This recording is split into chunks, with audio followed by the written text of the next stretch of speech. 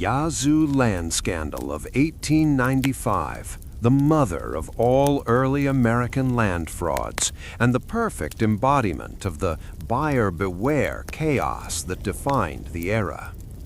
Georgia's legislature, meeting in the makeshift capital of Louisville, was dominated by Federalist politicians hungry for quick riches.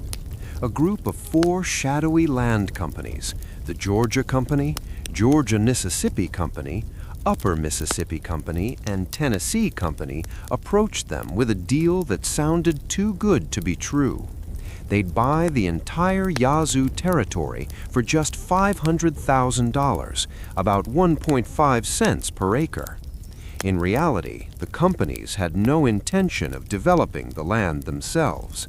Their plan was simple and ruthless: buy low from a corrupt state government, then flip the titles at massive markups to northern investors and European speculators who had no idea what they were purchasing.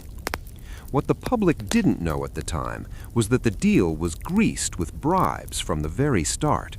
Historian Thomas P. Abernathy later documented how agents slipped cash, land shares, and outright promises of future profits into the pockets of nearly every legislator.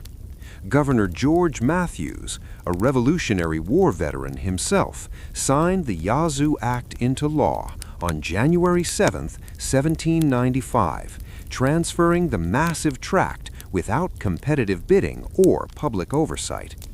One lone holdout, a lone legislator who refused the bribes, was shouted down.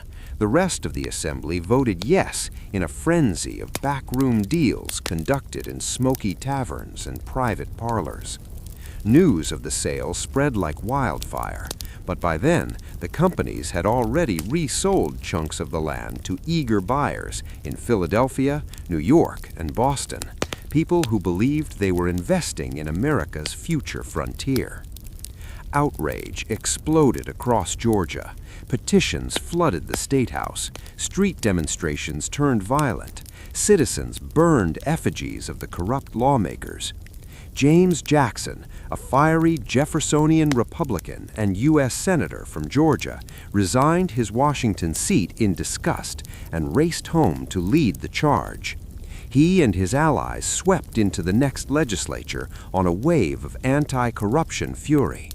In 1796, they passed the Rescinding Act, nullifying the entire Yazoo sale and ordering the public burning of all records of the original act,